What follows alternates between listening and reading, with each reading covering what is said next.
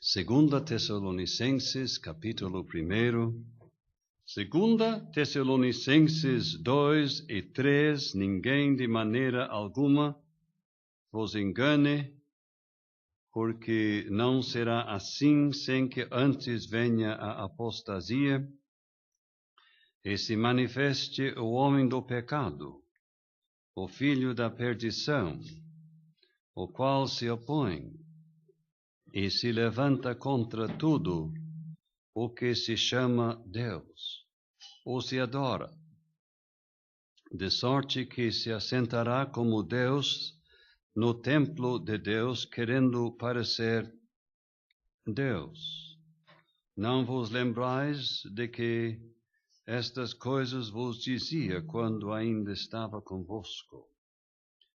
E agora vós sabeis o que detém, para que a seu próprio tempo seja manifestado. Porque já o mistério da injustiça opera, senão há aliás, somente há que agora resiste, até que do meio seja tirado. Então será revelado o iníquo, a quem o Senhor desfará pelo assopro da sua boca, e aniquilará pelo resplendor da sua vinda. Nós devíamos ter colocado uma leitura em capítulo 1, antes desta, e capítulo 1, versículo 4, de maneira que nós mesmos nos gloriamos de vós nas igrejas de Deus, por causa da vossa paciência e fé, e em todas as vossas perseguições e aflições que suportais, prova clara do justo juízo de Deus, para que sejais havidos por dignos do reino de Deus, pelo qual também padeceis, se de fato é justo diante de Deus, que dê em paga tribulação aos que vos atribulam. E a vós que sois atribulados, descanso conosco, quando se manifestar o Senhor Jesus, desde o céu, com os anjos do seu poder, como labareda de fogo, tomando vingança dos que não conhecem a Deus e dos que não obedecem ao Evangelho de nosso Senhor Jesus Cristo, os quais por castigo padecerão eterna perdição ante a face do Senhor e a glória do seu poder, quando vier para ser glorificado nos seus santos e para se fazer admirável naquele dia em todos os que creem, porquanto nosso testemunho foi crido entre vós. Agora, Zacarias, capítulo 14, e versículo 1. Eis que vem dia do Senhor, em que os teus despojos se repartirão no meio de ti, porque eu ajuntarei todas as nações para a peleja contra Jerusalém, e a cidade será tomada, e as casas serão saqueadas, e as mulheres forçadas, e metade da cidade sairá para o cativeiro, mas o resto do povo não será expulso da cidade. E o Senhor sairá e pelejará contra estas nações, como no dia em que pelejou, no dia da batalha. E naquele dia estarão os seus pés sobre o Monte das Oliveiras, que está defronte de Jerusalém, para o oriente. E o Monte das Oliveiras será fendido pelo meio, para o oriente e para o ocidente. e haverá vale muito grande, e metade do monte se apartará para o norte, e a outra metade dele para o sul. E fugireis pelo vale dos meus montes, porque o vale dos montes chegará até Azel. E fugireis assim, como fugistes do terremoto, nos dias de Uzias, rei de Judá. Então virá o Senhor meu Deus, e todos os santos contigo, ó Senhor. E acontecerá naquele dia, que não haverá preciosa luz, nem espessa escuridão, mas será dia conhecido do Senhor, nem dia, nem noite será. E acontecerá que no tempo da tarde haverá luz. Naquele dia também acontecerá que correrão de Jerusalém águas vivas, metade delas para o mar oriental, e metade delas até ao mar ocidental. No estio e no inverno sucederá isto. E o Senhor será rei sobre toda a terra. Naquele dia será o Senhor, e será o seu nome. Toda a terra em redor se tornará em planície, desde Geba até Rimon, ao sul de Jerusalém. Ela será exalçada e habitada no seu lugar, desde a porta de Benjamim até ao lugar da primeira porta, até a porta da esquina, e desde a torre de Hananiel até aos lagares do rei. E habitarão nela, e não haverá mais anátema, porque Jerusalém habitará segura. Alguns puderam acompanhar os nossos estudos desde o primeiro, e sabe que começamos dedicando tempo ao arrebatamento da igreja, a primeira etapa da vinda do Senhor Jesus Cristo, sua vinda até os ares, para a ressurreição dos salvos falecidos e o arrebatamento junto dos salvos. E depois passamos ontem a pensar na segunda etapa da sua vinda, a vinda do Filho do Homem, a sua vinda até a terra para julgar. Nós observamos que se fala na vinda do Senhor Jesus Cristo até os ares. Quando se trata da sua vinda em juízo, se fala na vinda do Filho do Homem. Quando ele vier, quanto ao arrebatamento, ele vem buscar o seu povo. Eu espero que todos aqui já estejam preparados. Quando é para reinar, julgar, ele virá com o seu povo. Observaram a diferença? Ele vem buscar seu povo. É isto que aguardamos. Mas, mais tarde virá acompanhado do seu povo. Quanto ao arrebatamento, ele vem. Ele vem só até aos ares, as regiões celestiais ali em cima, onde vai dar aquele encontro dele com a sua noiva.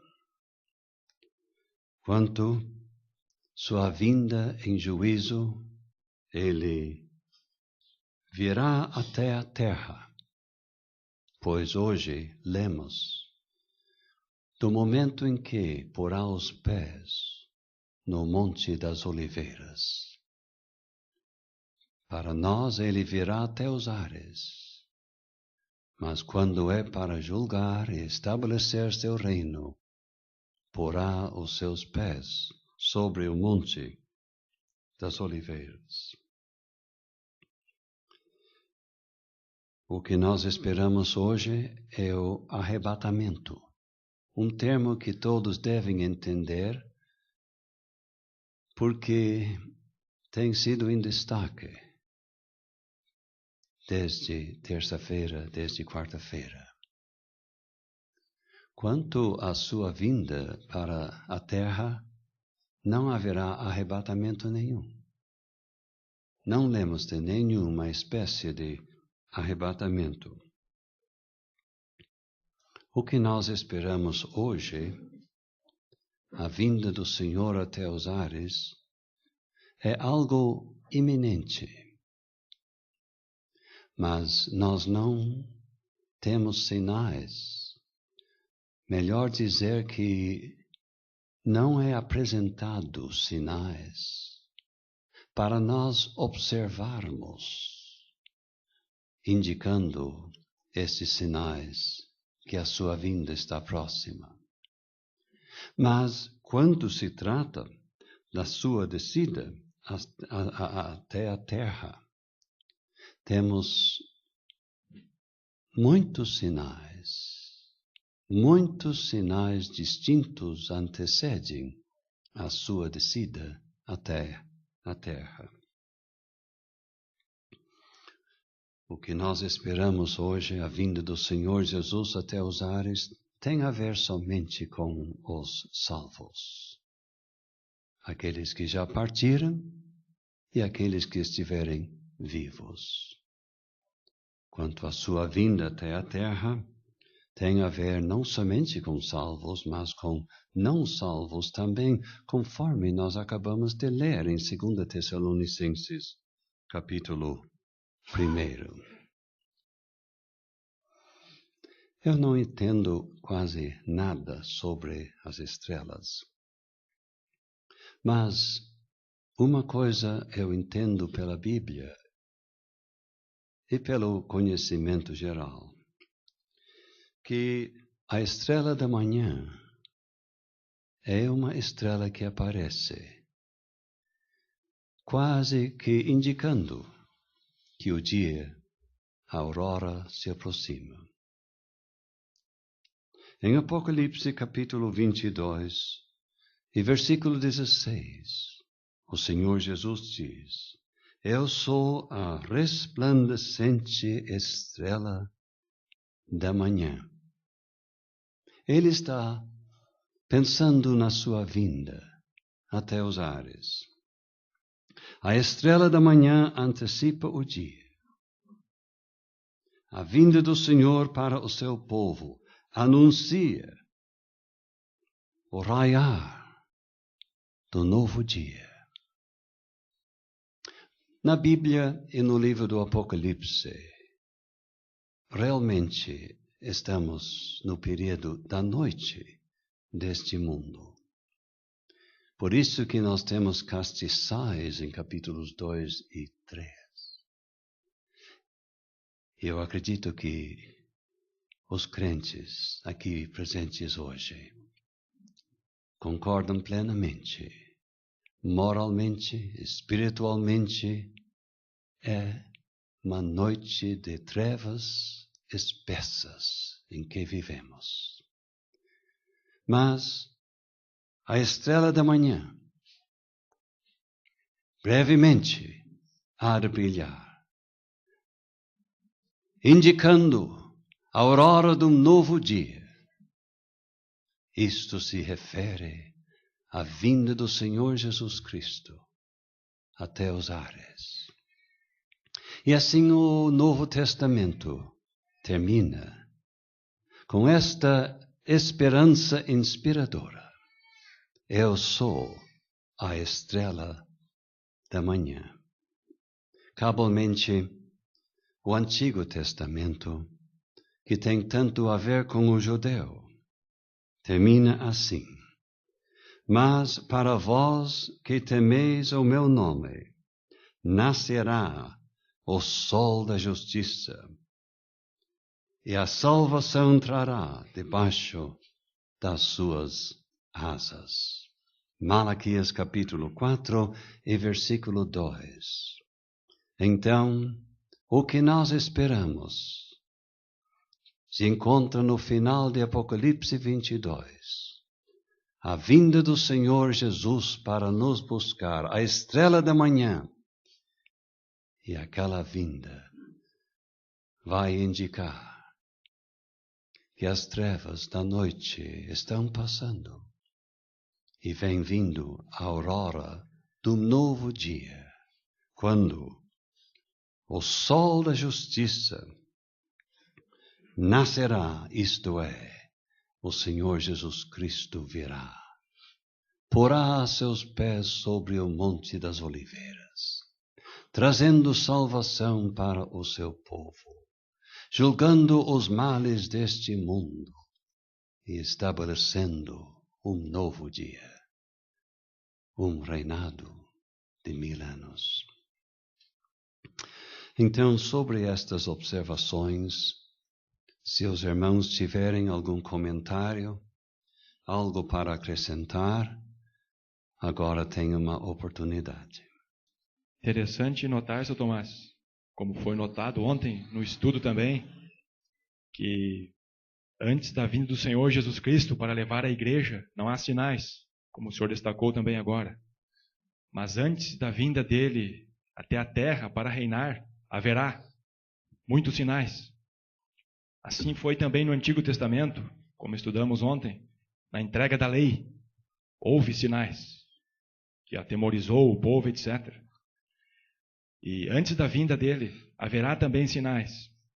Quem sabe o senhor poderia abordar um pouco mais o porquê disso? Está ligado com o juízo divino? Com a mudança das coisas que hão de acontecer?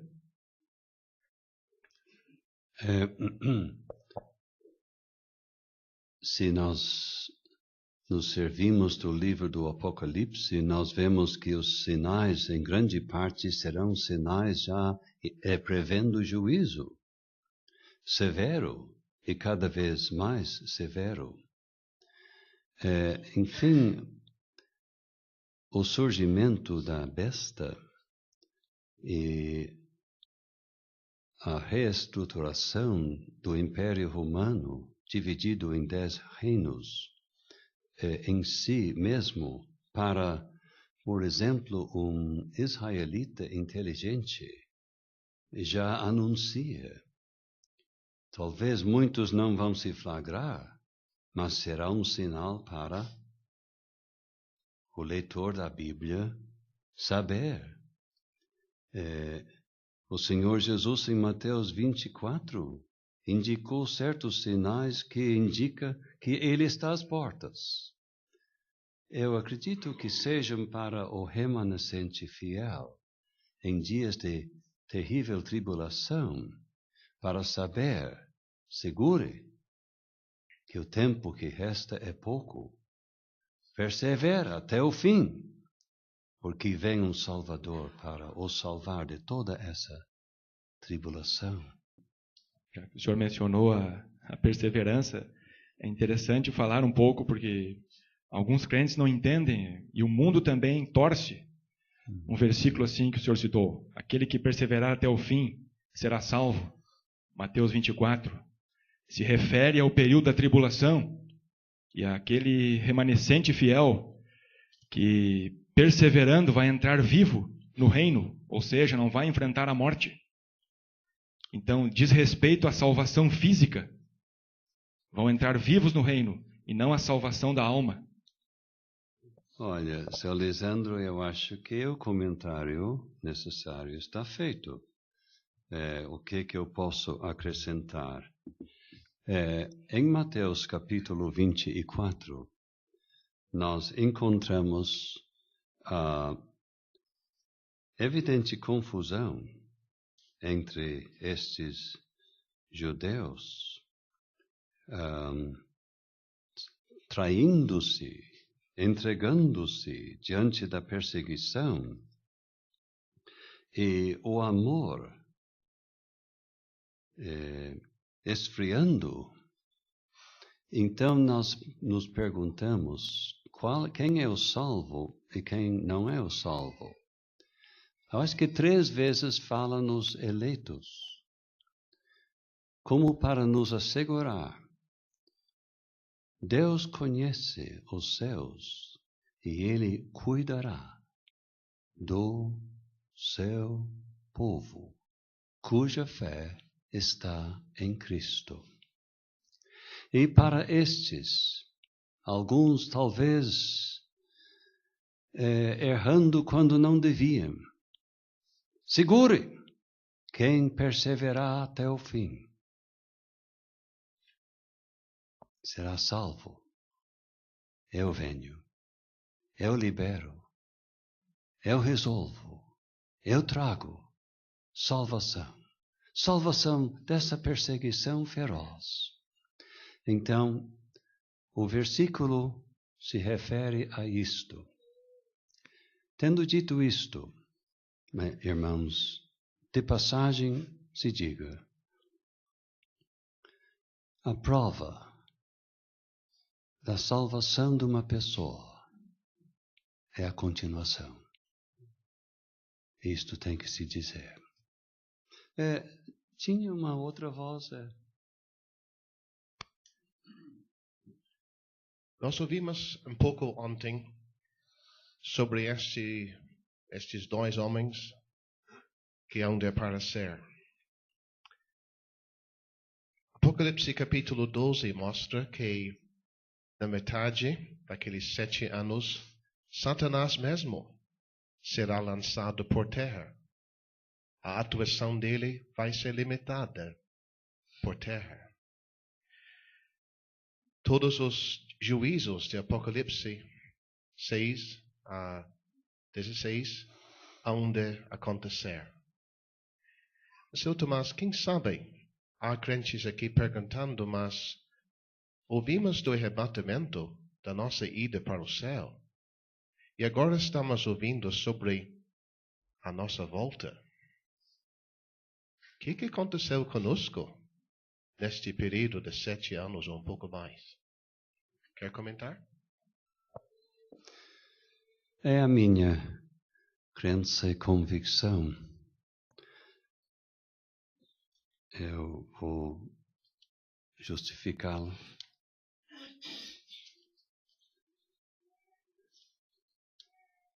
Apocalipse capítulo 1.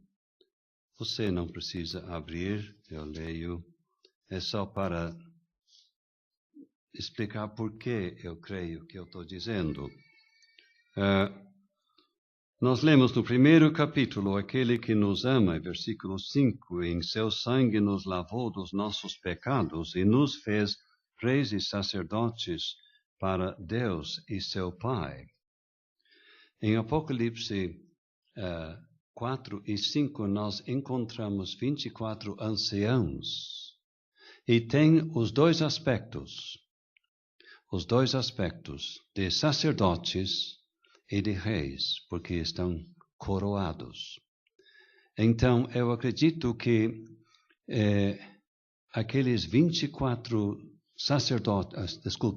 anciãos de Apocalipse 4 e continua até capítulo 19, realmente representa a igreja. Então, o que vamos estar fazendo? Consulte. E você vai ver que aqueles 24 anciãos têm uma grande inteligência e um profundo interesse no que o Cordeiro vai fazer. Um profundo interesse em acompanhar aquilo. E também, como nós vimos ontem, o adoram. Então, será que está respondida a pergunta? estaremos sempre com o Senhor, com um profundo interesse em tudo que Ele vai fazer e uma inteligência intensa quanto àquilo, uma compreensão. E, junto com tudo isto, oportunidades constantes para o adorar. Aceitaria isto, Sr. João? Certamente. Mas inclui capítulo 19, as bodas do Cordeiro já aconteceu antes da sua descida com a igreja em glória? É bom mencionar isto. As bodas do Cordeiro é uma celebração do casamento celestial entre Cristo e o seu povo. E eu acredito que também ocorrerá. Obrigado, Sr. João. Sr. Henrique.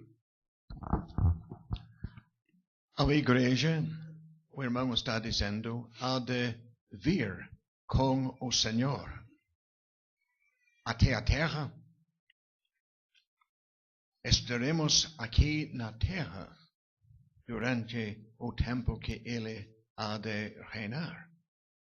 Então, esta pergunta tinha de surgir e eu quero ouvir o pensamento do nosso irmão. Eu não tenho reservas, amados irmãos, eu sei pouco, mas certas convicções a gente consegue adotar ao longo do caminho. Eu acredito que na vinda do Senhor Jesus receberemos corpos transformados, próprios para o ambiente celestial. Esta é a crença firme que eu tenho. Então, pode surgir a pergunta, mas qual será nosso relacionamento com a terra no reino milenar? O meu interesse, sim. O céu e a terra serão bem mais próximos um do outro? Sim.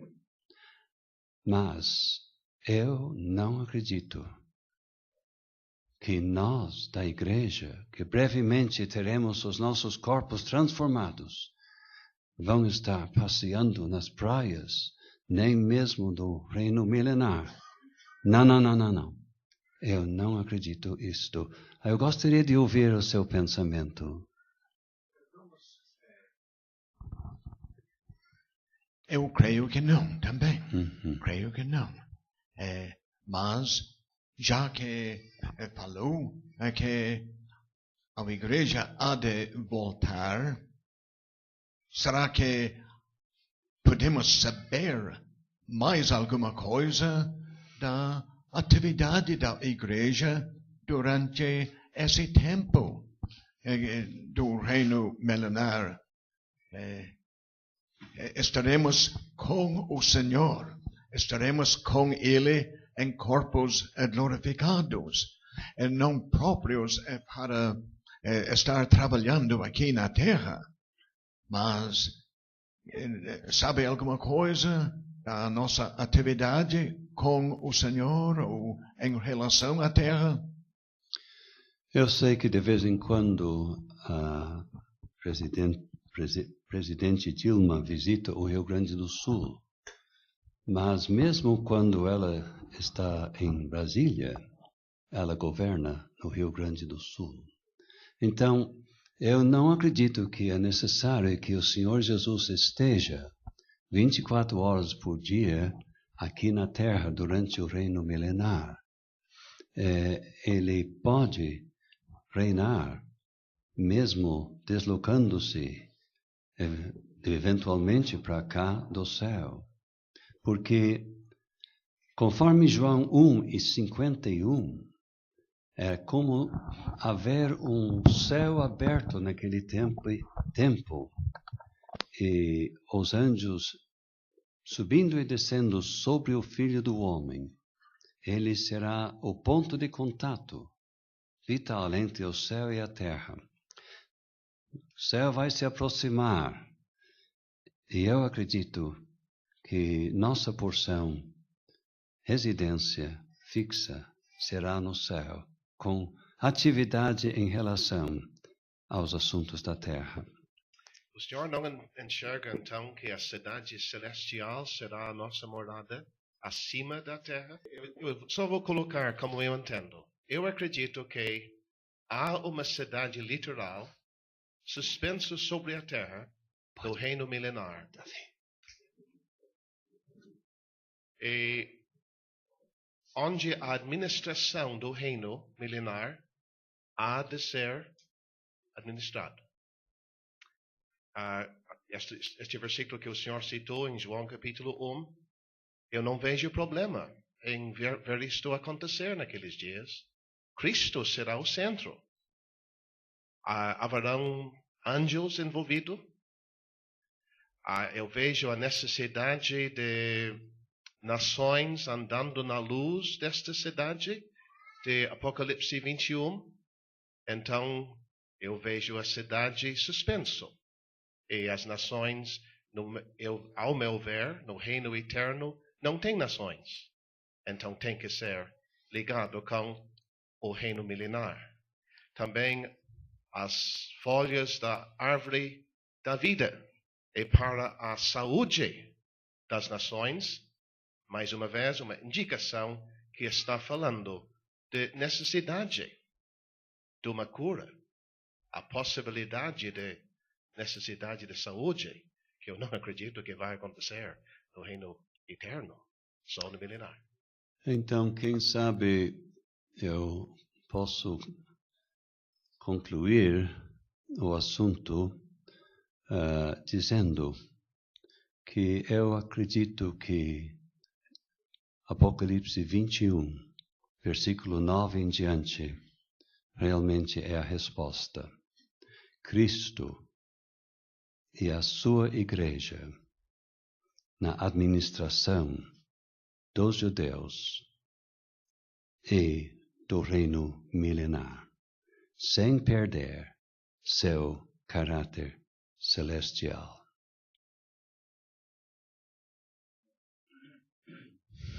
Foi isso que eu ouvi aqui em abril de 1983, que a igreja teria uma função administrativa.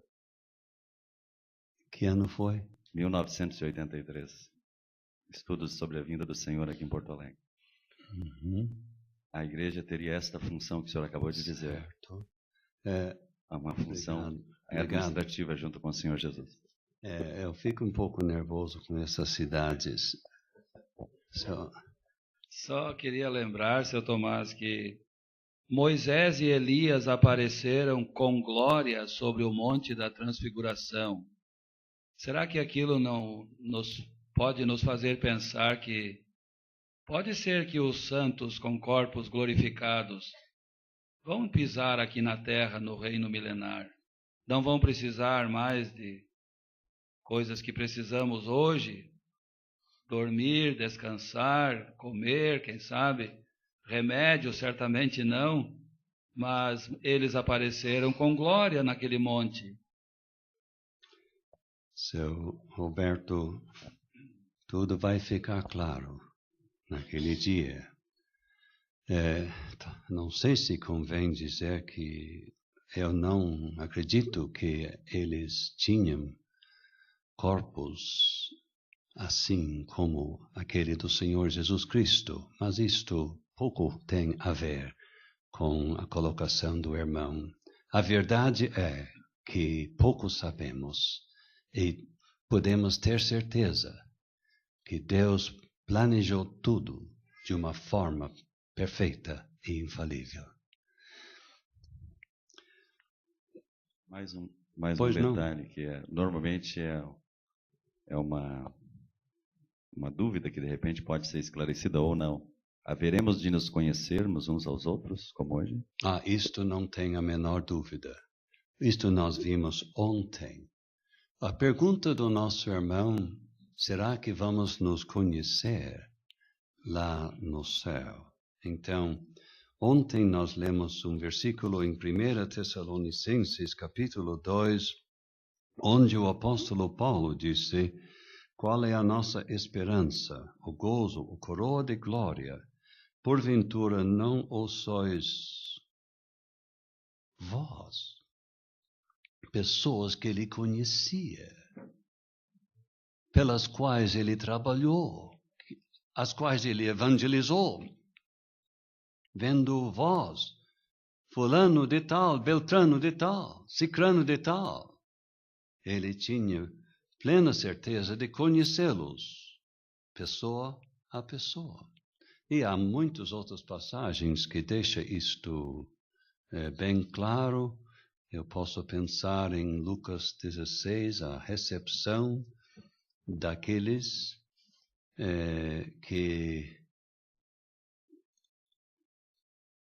que nos ajudaram até financeiramente ao longo da caminhada.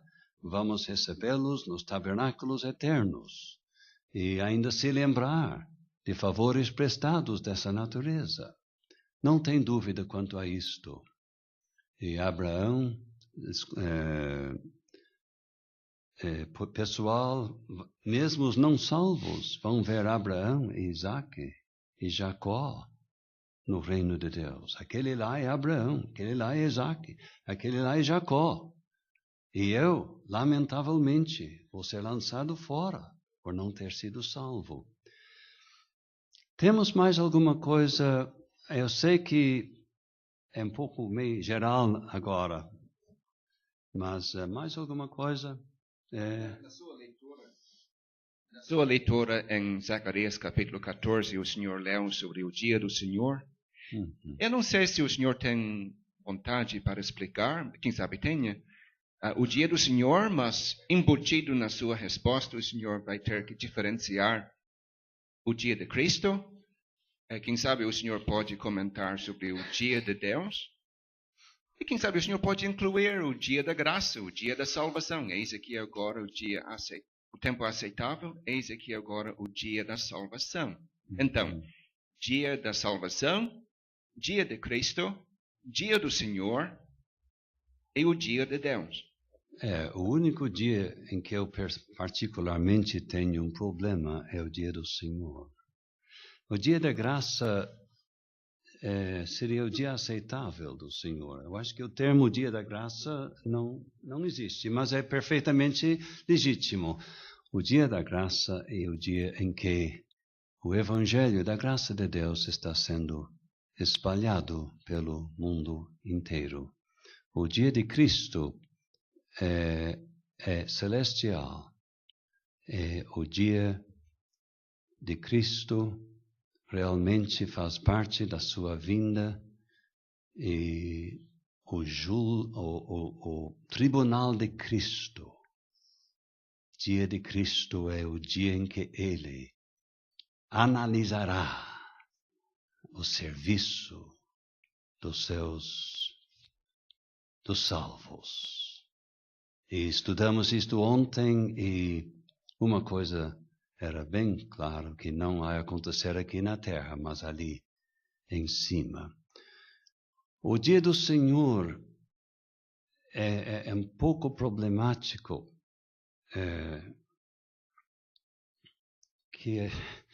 às vezes a gente lê um livro e o homem diz uma coisa e o homem diz outra coisa. Para mim, começaria ainda na tribulação e chegaria ao seu ponto mais acentuado na descida do Senhor Jesus Cristo e se estenderia até o fim do reino milenar, quando o Senhor seria o Senhor mesmo sobre a terra. E o dia de Deus, eu creio que seja a eternidade, quando não vai ter mais nem calendário, nem o fator tempo, o dia em que Deus será tudo em todos, para todos sempre. Aceitaria, se fosse resumido, mais algum comentário sobre o dia do Senhor? A passagem que o Senhor leu em 2 Tessalonicenses capítulo 2, versículo 2, por exemplo, Eu sei que a nossa versão diz o dia de Cristo, mas seria melhor dizer o dia do Senhor, estivesse já perto.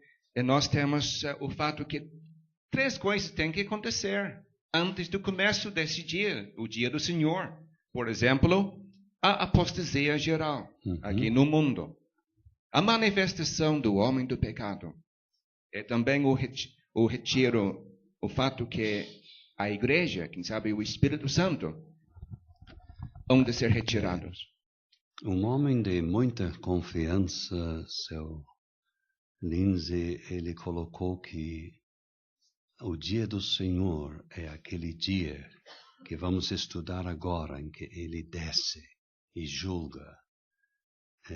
Então, vamos dizer que por aí, para o Senhor incluiria os julgamentos mais severos do final da tribulação.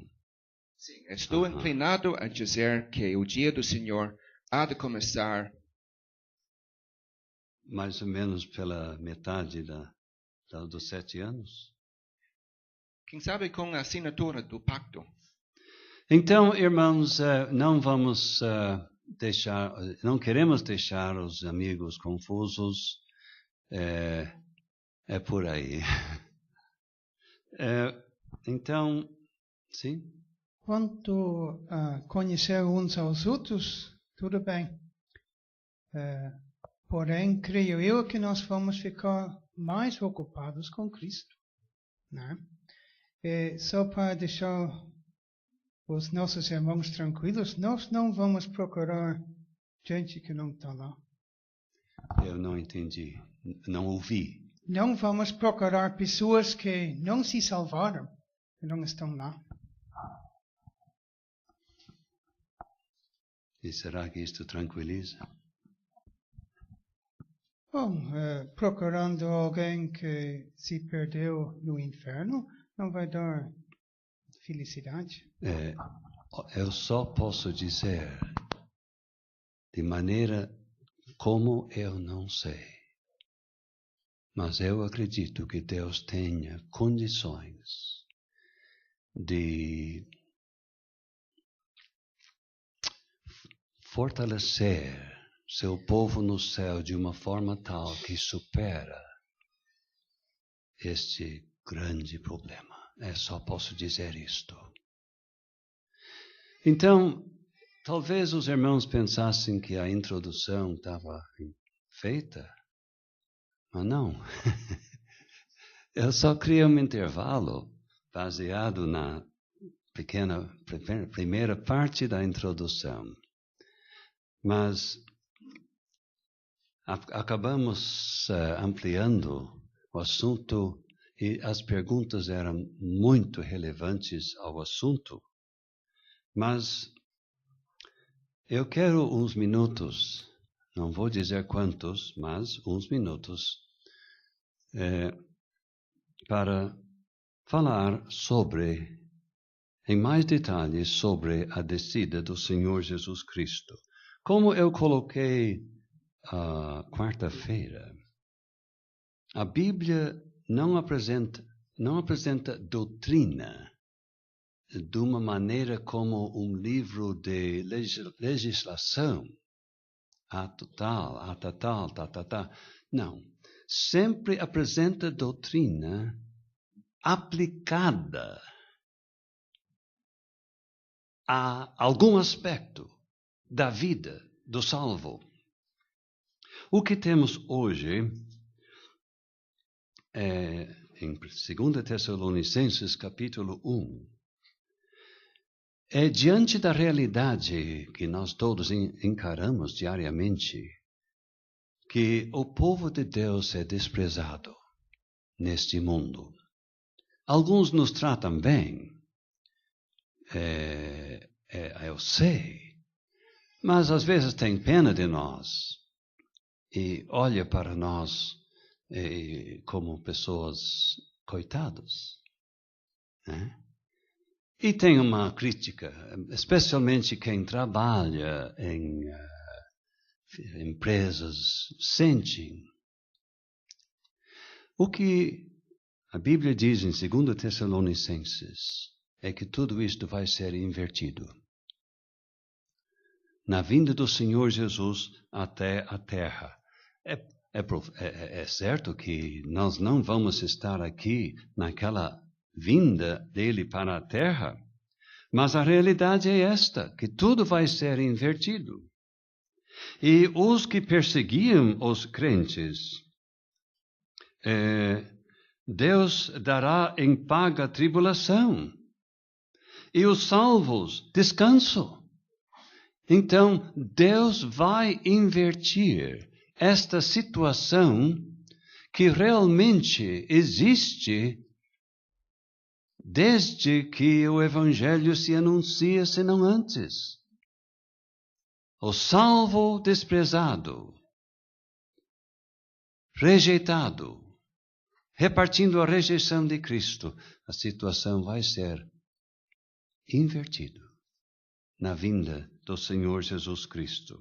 Tribulação aos que vos atribulam, e aos atribulados descanso. Veja, amados irmãos, em 2 Tessalonicenses, capítulo 1, que o Senhor Jesus, veja, versículo 7, se manifestará desde o céu com os anjos do seu poder. Nosso irmão, seu João, nos ensinou em Osório, quando é para nós, o Senhor Jesus vai vir, ele vem sozinho, como esposo à procura da sua esposa. Como labareda de fogo, se lembra que nosso mesmo irmão nos orientou ontem a examinar escrituras que apresentava Deus como fogo consumidor. Aqui, o Senhor Jesus, como labareda de fogo, isto é, indicando juízo, onde encontrar pecado e rebelião, não durará, nem um pouquinho, labareda de fogo, tomando vingança, estão todos na escuta, dos que não conhecem a Deus. Eu tenho a impressão que não conhecem a Deus porque não queriam conhecê-lo. Eu posso estar errado. Tem muitas pessoas, talvez aqui mesmo, e você não conhece a Deus, nem Cristo como Salvador. E trata Ele como muitas outras pessoas, talvez com quem você trabalha, você não quer conhecê-los. E você mantém uma distância. Então, os que tratam Deus desta forma, que não conhecem a Deus, e dos que não obedecem ao Evangelho de nosso Senhor Jesus Cristo. Que Evangelho é este? O Evangelho de nosso Senhor Jesus Cristo. Você está desobedecendo este Evangelho de nosso Senhor Jesus Cristo. Que peso tem aí, né? Que força. Que coisa, os quais por castigo padecerão eterna perdição. Amigos, não escuta palavras da gente, da palavra de Deus. Eterna perdição ante a face do Senhor e a glória do seu poder. Isto é, separados de Deus e de seu Filho para sempre. Está vendo, amigos não salvos? Veja do seu lado um salvo. Ele estará sempre com o Senhor. Você estará para sempre distanciadíssimo de Deus e de Cristo. No tormento eterno. É eterno prejuízo, eterna perdição. Então, quando vier, veja, ainda tratando da sua descida, para ser glorificado nos seus santos, como? veja os santos nos seus milhares. O que você observa? Cada qual semelhante a ele. Mas eles não eram pecadores, mas dos piores até. Como é que é isto? Obra dele. Obra dele. Vitória do Salvador mesmo, através da sua operação. Estes pecadores agora manifestam a semelhança ao Senhor Jesus Cristo. A glória dele aparece na pessoa do seu povo que vem o acompanhando. Tem mais uma coisa. E para se fazer admirável naquele dia, em todos os que creem, porquanto nosso testemunho foi crido entre vós. Tessalônica, Porto Alegre, Alvorada, Fátima, Cachoeirinha, Vale dos Sinos. Mesma coisa. Pessoas que aceitaram a mensagem do Evangelho. Então, eu vou convidá-los a abrir em Zacarias 14.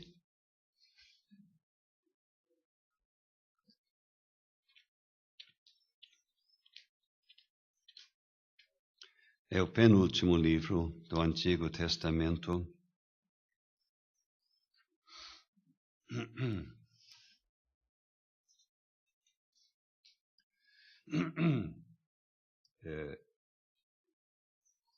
Eu esqueci-me de comentar algo em 2 Tessalonicenses, mas eu vou deixar fora. Pode surgir uma oportunidade ainda.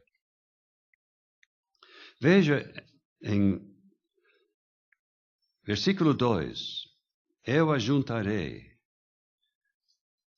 todas as nações para a peleja contra Jerusalém. Isto é o quem? É o Senhor. Se você fosse ler uma passagem em Apocalipse capítulo 16 e versículo 14, mas se você vai abrir, eu vou ter que esperar, mas não precisa abrir. Você ia ler uma passagem assustadora sobre os espíritos dos demônios que vão ao encontro dos reis de todo o mundo para os congregar para a batalha naquele grande dia do Deus Todo-Poderoso. E você pergunta, afinal, quem vai criar, quem vai ajuntar estas nações para esta batalha crítica? O Senhor ou Satanás? Então, Satanás acaba cumprindo o propósito de Deus para a sua eventual derrota. Então, sem entrar em detalhes, as causas iniciais desta grande guerra vamos deixar de lado, porque facilmente nosso estudo se torna pesado e você perde o interesse. Não porque a palavra de Deus não é fascinante e interessante, mas a gente não tem as condições que precisava para colocar as coisas. Então, nós percebemos e vemos os exércitos da terra, os exércitos da besta, reunindo-se para uma conflagração generalizada.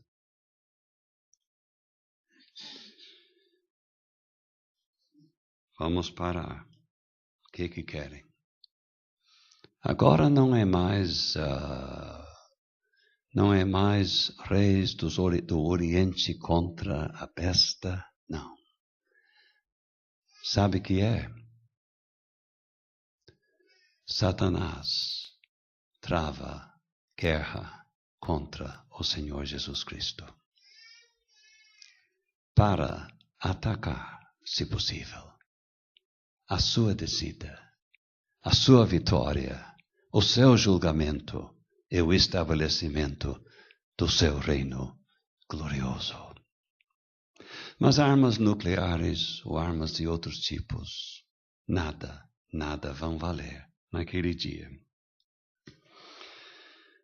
Parece que a batalha avança para Jerusalém e a cidade será atacada com resultados terríveis. A invasão ocasionará uma terrível matança e mais coisas. E a metade da cidade sairá para o cativeiro. E o aspecto da guerra, da batalha, nessas horas será derrota total. Jerusalém saqueada, o povo, os judeus, a partir de amanhã não vão existir mais.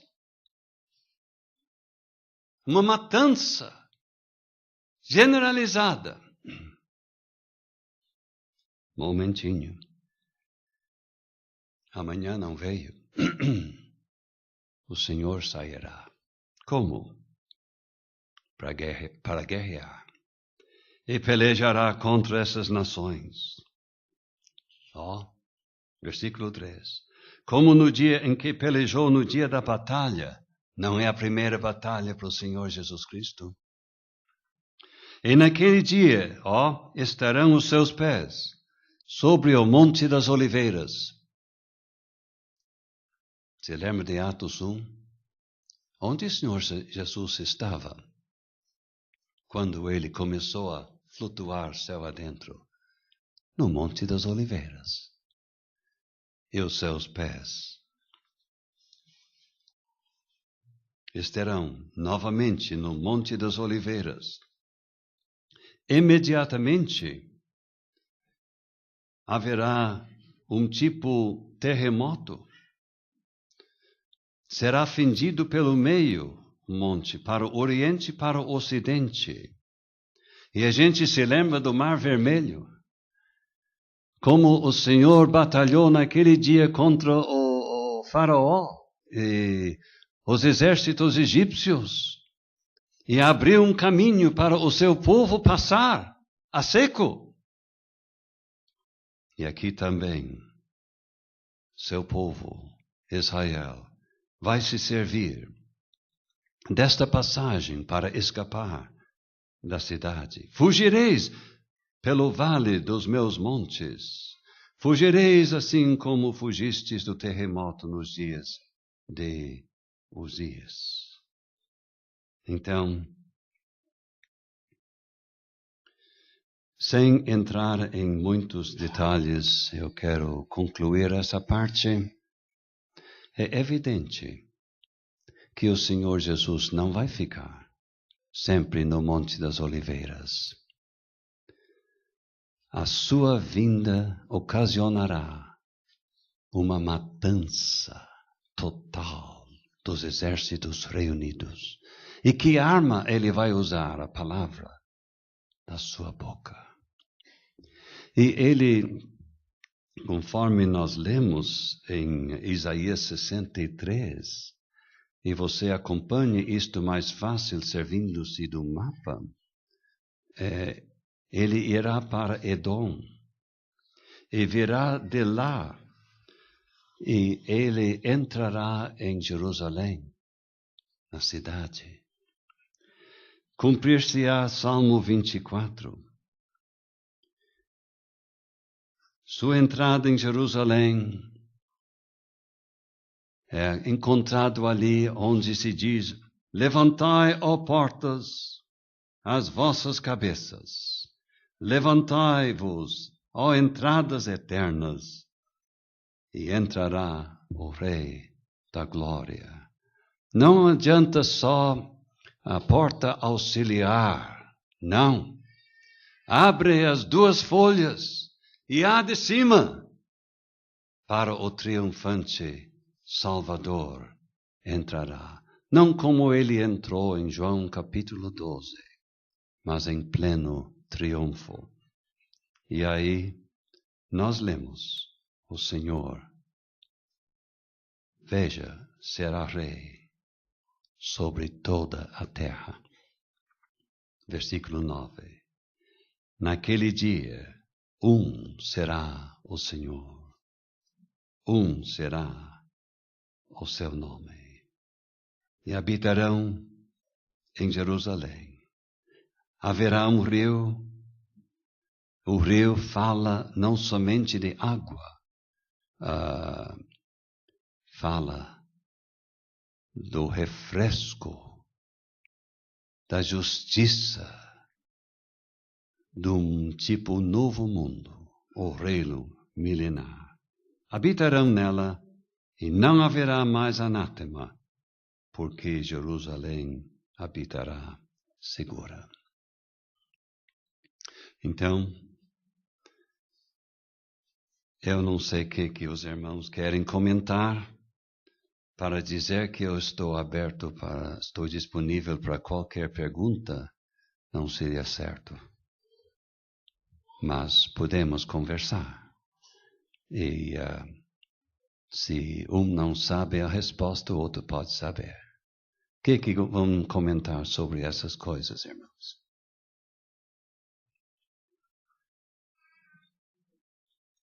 Como o senhor disse, eu entendia, de acordo aqui com Zacarias 14:2, que a intenção diabólica sempre seria a destruição por completo de Jerusalém e dos judeus. Sim. Por isso os exércitos vão cercar. E vai ser esta a intenção. Vai começar a batalha. E vai ser destruída uma parte, como o senhor disse. Mas com a vinda do Senhor Jesus Cristo em glória, eles vão se voltar contra o Senhor Jesus, para batalhar contra ele a partir daquele momento. E aí, ele vai aniquilar os exércitos com a palavra da sua boca, como o senhor disse. Exatamente. Espero que todos tenham ouvido isto. Temos várias passagens que acompanham esta passagem em Zacarias. É um estudo profundo. Isaías capítulo 10. Lemos: o rei vai até assinar a sua mão contra Jerusalém. Mas capítulo 11. Assinar? Deixa-me ver a palavra. Acenar. Isto. Versículo 32 do capítulo 10. Mas capítulo 11 a resposta. A vinda do Senhor brotará um rebento do tronco de Jessé, e suas raízes renovo frutificará. Temos outras passagens, mas é profundo, eu acho que não convém entrar em tudo.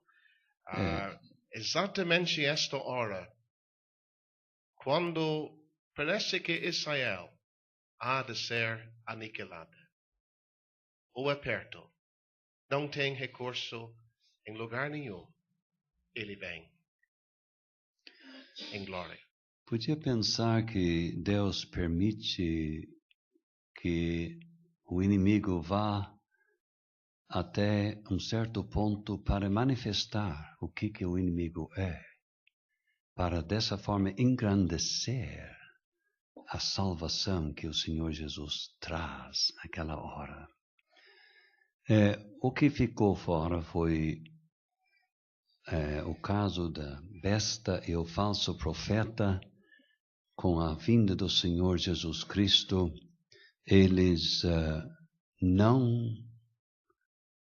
eu ia dizer não morrem, essa não é a palavra certa talvez, eles são lançados vivos no lago de fogo. E seriam, eu creio, os primeiros habitantes do lago de fogo. É impressionante aquilo, né?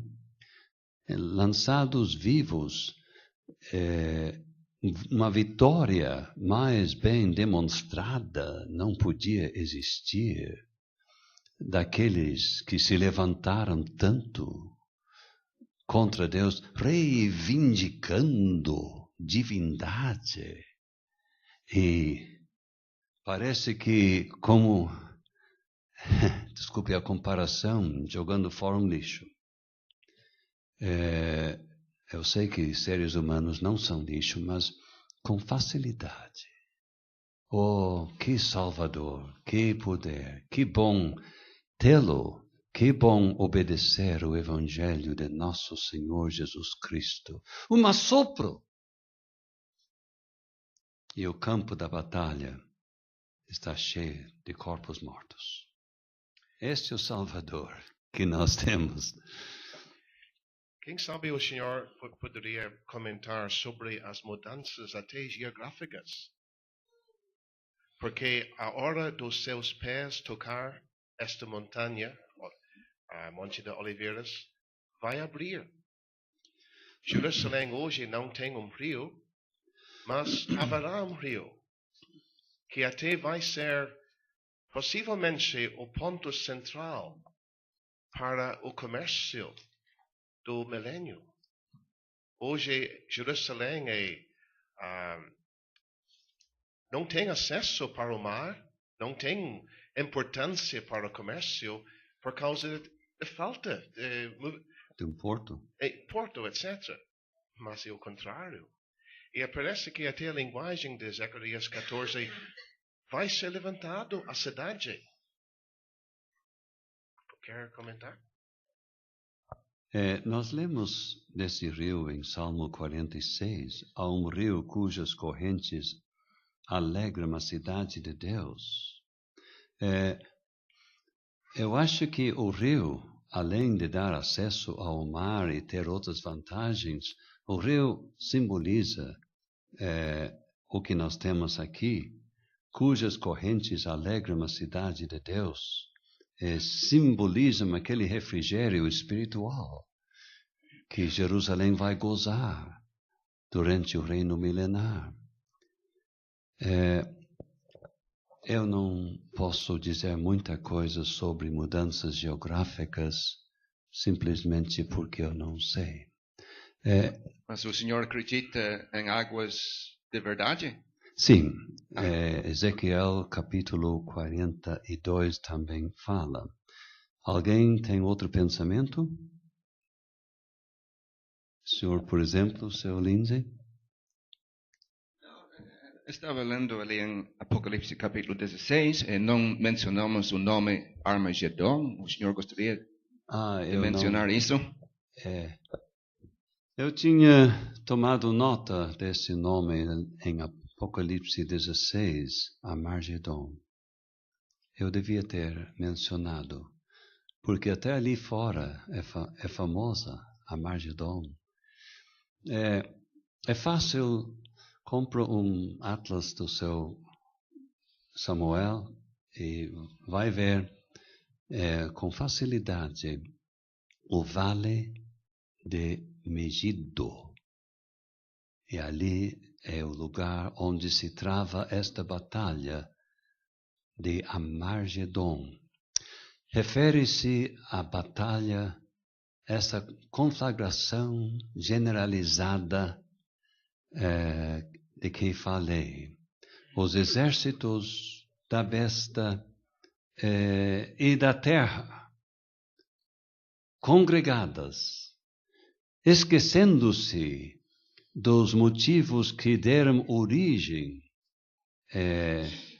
à sua batalha, unindo-se ali para, se possível, trancar a vinda e estabelecimento do reino do Senhor Jesus Cristo. E você vai ver que o Vale de Megido fica bem pertinho de Jerusalém e do Monte das Oliveiras. Avançando para lá, o Senhor Jesus na sua descida. O exato momento da destruição eu não posso especificar, mas a batalha terminará com a plena vitória na mão daquele que foi crucificado por nós. A mão que uma vez foi cravada. Seu Tomás, O senhor mencionou que diz em Apocalipse 20 que a besta e o falso profeta serão lançados vivos no lago de fogo. É bom avisar as pessoas não salvas aqui. Podemos dizer que cada pessoa que não se salvar será lançada viva, porque os mortos serão ressuscitados no julgamento do grande trono branco. O corpo que foi usado para viver no seu pecado aqui será ressuscitado e serão lançados vivos para sempre naquele lago de fogo e enxofre. Isto é tremendamente solene. Nunca deixe ninguém dizer para você, amigo não salvo, amigo salvo, que, enfim, isto significa aniquilamento final. Se fosse isto, seria ato de grande misericórdia. Não seria ato de castigo. Não. Irão estes para o tormento eterno. Como o Senhor Jesus executará aquele juízo que nós observamos em 2 Tessalonicenses sobre os que não conhecem a Deus e não obedecem ao Evangelho de nosso Senhor Jesus Cristo. Os elementos militantes reunidos no Vale de Megido imediatamente serão sumariamente mortos. E os habitantes da terra, as nações da terra, dentro de que prazo eu não sei. O Senhor não precisa de muito tempo. Ele estabelecerá seu julgamento. E os não salvos, os que não conhecem a Deus, que desobedecem ao Evangelho, corresponde àqueles que não socorriam os judeus no tempo da sua aflição. Irão estes para o tormento eterno. Palavras do próprio Senhor Jesus Cristo, e Ele executará esta sentença. Em Mateus 25. Os que morrem antes, será que tenho de dizer a você no caso? Então, estará no inferno até a ressurreição dos não salvos em Apocalipse 20, versículo 11. Quando, após o grande trono branco, será lançado no lago de fogo. Pensamento terrível. Uma pergunta, Sr. Tomás. Pois não, Davi. O senhor comentou que a besta e o falso profeta vão ser os primeiros a serem lançados no lago de fogo. E aqueles de Mateus 25? Eu acredito que eles serão lançados no lago de fogo. Veja, Davi, que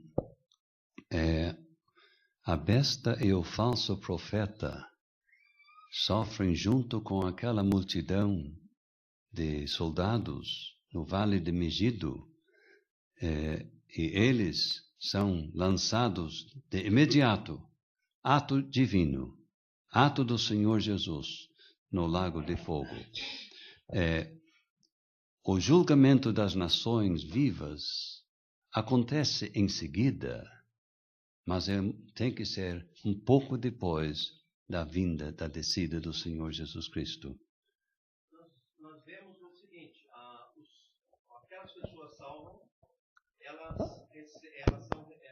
os seus corpos são transformados. E as que não são salvas, os seus corpos serão transformados para ser jogados no inferno?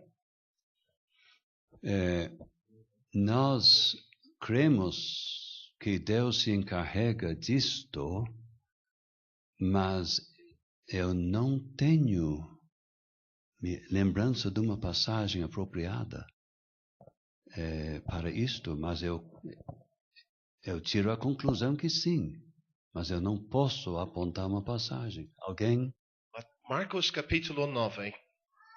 O fogo agirá como sal. Eu me lembro de ouvir isto sendo explicado, que o próprio fogo do lago do fogo preservará os corpos eternamente. Que, meus irmãos, é terrível. No tremendo. Mas é obrigado, então, a haver uma adaptação de alguma espécie, porque o fogo termina com os nossos. Então, é uma área realmente de que nós entendemos pouco. E o que vamos fazer? Crer firmemente no que está explicado claramente. O resto, Deus é que sabe. Mas o importante é assimilar a solenidade do assunto do castigo eterno do não salvo. Seu Greg. Estou me lembrando de Romanos 9. Não sei se encaixa. Os vasos da ira preparados para a perdição. Será que encaixa?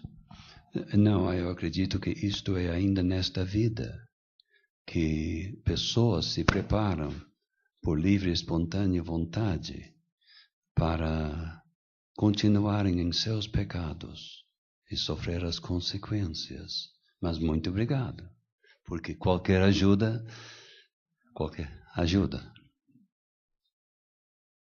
Pois não, senhor? Pois não. O senhor parou a leitura em Zacarias 14, no versículo 11, mas eu gostaria de ler o versículo 12. Eu aceito bem.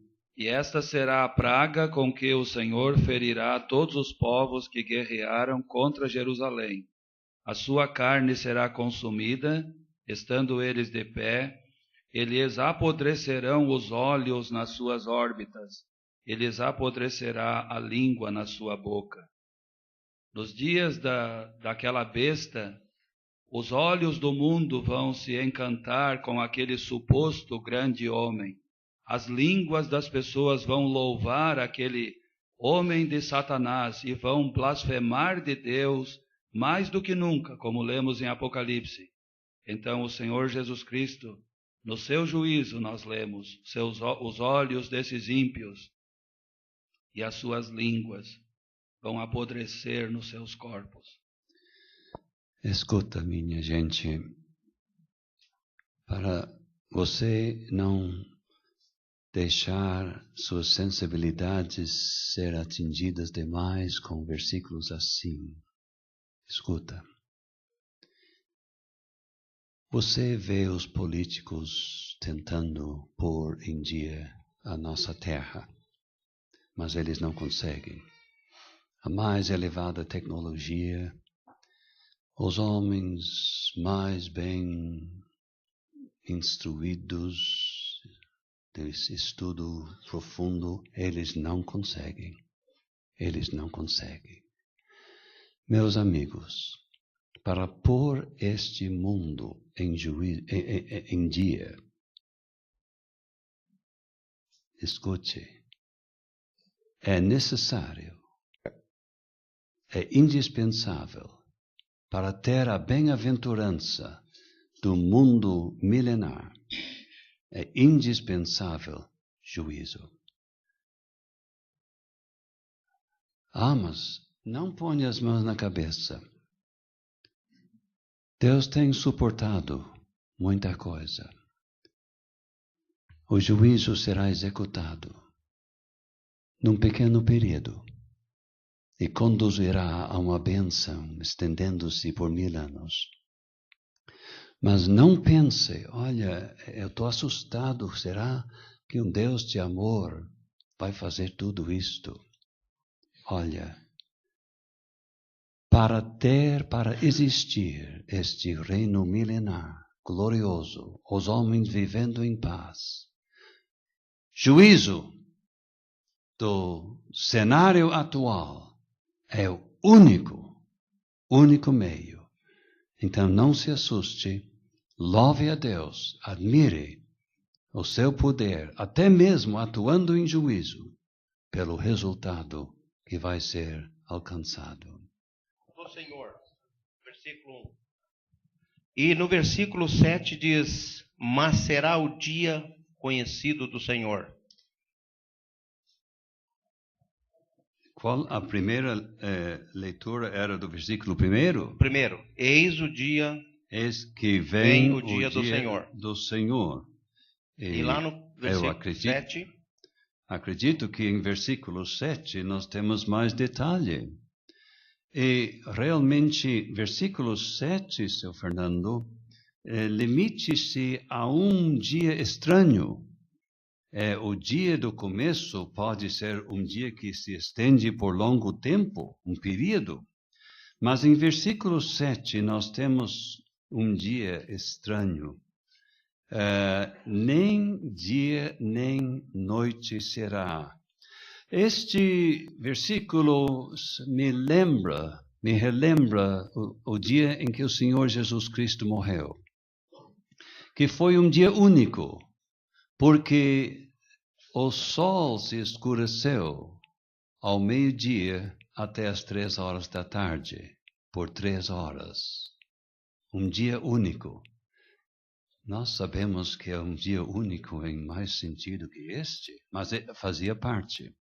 E aqui nós temos um dia único. Será um dia conhecido do Senhor. Nem dia, nem noite será. Acontecerá que no tempo da tarde haverá luz. Eu não posso explicar isto realmente, mas é evidente que até mesmo a luz do dia, o sol, a lua vão ser atingidos e vai ser um dia diferente, marcando aquele juízo, conduzindo a uma nova era. Quanto à nação de Israel, seu Tomás, já ouvimos esta semana, haverá uma parte apóstata, uma parte que aceitou a besta. Certamente haverá a parte, 144 mil, e acredito que mais do que isto, uma parte fiel ao Senhor que vão sofrer. Mas a nossa Bíblia, por exemplo, a linguagem de Isaías 53, há de se cumprir neste dia. Haverá mais uma parte, que neste dia de arrependimento vão reconhecer, mas nós o reputamos por aflito, ferido de Deus, mas ele foi ferido pelas nossas transgressões. E uma nação nascerá num dia, a profecia diz. Quer comentar? Eu só diria continue, porque eu creio, é uma coisa que alguma coisa em mim resistia, salvação na vinda dele, mas está na Bíblia, um remanescente esperando por ele, e Isaías 53 será a sua conversão. E alguns anos atrás aqui nós estudamos sobre as festas de Jeová. As trombetas indicam algo que vai acontecer neste tempo. A verdadeira nação vai ser chamada de todos os cantos da terra. O dia da expiação há de acontecer. E haverá o resultado. O que as festas dos tabernáculos. Israel descansando como o Messias junto. Talvez concorde, Sr. João, que para a nossa congregação aqui é mais fácil de explicar esta realidade da conversão de uma parte da nação de Israel na linguagem de Isaías 53. Seu Roberto? Uma pergunta, Sr. Tomás, sobre o reino milenar. Serão 1000 anos, literalmente, né? De todo o coração eu creio isto. Certo, mas a minha pergunta é a seguinte: em Apocalipse 20, no início do reino milenar, Satanás é amarrado e preso, lançado no abismo durante aqueles 1000 anos. No fim dos 1000 anos ele é solto e ele encontra uma multidão de gente que ouve as suas mentiras e se revoltam contra o Senhor. O senhor podia nos explicar como é isso? O reino milenar vai começar só com pessoas salvas. Sim. Quem são esses que o diabo vai achar então no fim? Vinde, benditos de meu Pai, herdar o reino que vos está preparado desde a fundação do mundo. Não esqueça que o que nós temos é preparado antes da fundação do mundo. Então, o reino milenar, com uma população bastante diminuída, começará com aquelas bênçãos, mas os filhos destes vão ter que se salvar, vão ter que nascer de novo. Não tem nada que diga que não vão nascer com natureza caída, não. E, havendo revolta, o Senhor Jesus vai reger com vara de ferro. Sua palavra vale. Então não tem facilitação, não tem pepino, não tem nada disto. Mas no final dos 1000 anos, com certeza já haverá pessoas que agora se manifestam. E Satanás sendo solto, ele encontra instrumentos para cumprir seu plano de novamente atacar Jerusalém. A pergunta é por quê? Demonstra que o ser humano, enfim, nem gozando de uma bênção dessas durante 1000 anos, não deixa de ser um pobre pecador miserável. Né? E aí Satanás será o primeiro a ser lançado no lago de fogo. É terrível, né? Que os enganou. Eu não queria ser enganado por ele. Eu fui. Espero que você não seja enganado por ele. Porque se você se enganar por ele, é culpa sua. É culpa sua. Não precisa ser vítima do engano dele. É interessante notar que os 1000 anos no Lago de Fogo não mudou nada na atitude de Satanás. Ele não estava ele estava no abismo. No abismo. Não mudou nada. Isto para mim é terrível. Olha, meus amigos, o injusto fica injusto para sempre. Se você morrer em seus pecados, isto pode não te atingir muito, mas eu estou dizendo, tu é condenado a ser pecador para sempre. Se conforma com isto, nunca vai mudar.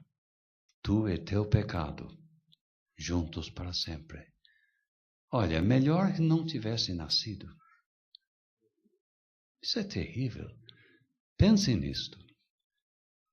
Então, os 1000 anos é um verdadeiro paraíso aqui neste mundo. Tem tantas profecias que hão de se cumprir. Crianças brincando na rua, não sei onde eles... Zefanias. Zofonias. Isto. Isaías capítulo 10, capítulo 2 também. O leão se deitar com uma ovelha. Totalmente diferente do que hoje.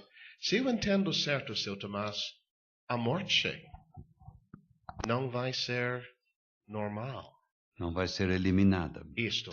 Não vai ser eliminado, mas parece que certamente haverão pessoas que entram no milênio e terminam no milênio. Então, haverão pessoas com mais idade do que Metusalém. É o jovem que morre com 100 anos, né?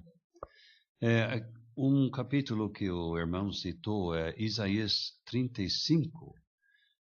O deserto e os lugares secos se alegrarão disto. deserto Saara, florescendo, né? O ermo se exultará e florescerá como a rosa. E tem aquela parte que ele citou. Salmo diz: haverá uma punhada de trigo sobre o cume das montanhas. Hoje não tem plantação ali. Sim. Haverá um templo, aquele templo de Ezequiel estará aqui no milênio e haverá sacrifícios, e se houver, serão sacrifícios memoriais. O que o senhor nos diz sobre isso? Vale que explicou que a única conclusão, pois é, muitas vezes nesses estudos a gente tem que dizer eu não sei. A única sugestão sobre o uso de sacrifícios é que sejam comemorativos. Francamente, seu Roberto, isto não me satisfaz totalmente. Eu simplesmente descanso naquele que é todo-poderoso e que tem sabedoria perfeita. Nós comemoramos a morte do Senhor Jesus Cristo, não com sacrifícios, com pão e cálice. Mas talvez algum outro irmão queira explicar a reintrodução de sacrifícios em relação ao templo milenar apresentado em Ezequiel 43 a 48. Alguém quer comentar? Comemorativo, isto é, comemorando o sacrifício de Cristo. O que eu acho interessante, só um pequeno comentário, a Páscoa sempre foi com cordeiro, a morte do cordeiro. Uma vez estudando Ezequiel, lemos da Páscoa futura, não há a presença do cordeiro, mas um bezerro. Então eu fiquei, por que isso? Sempre foi cordeiro. No céu o cordeiro vai ser lembrado, mas a Páscoa do futuro será um bezerro. Então, creio que isso nos ajude.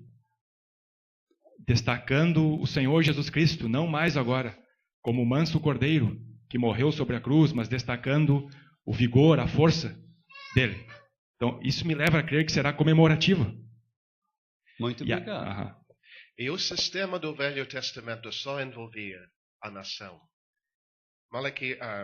Zacarias capítulo 14 diz: todas as nações subirão a Jerusalém. Que maravilha. Então, eu acho que é uma hora muito boa para terminar, porque é como Ezequiel 47, águas para se nadar. E quando tapa os pés, a gente vai indo, mas estamos em águas para se nadar. Mas vocês veem, amigos e irmãos, que realmente o estudo da profecia não é muito fácil. A dificuldade é relacionar uma passagem com a outra. Se fosse só uma passagem, seria mais simples. Mas uma passagem destaca uma coisa, outra destaca outra coisa, cada uma acrescenta mais alguma coisa, mas é muito difícil de coordenar os detalhes.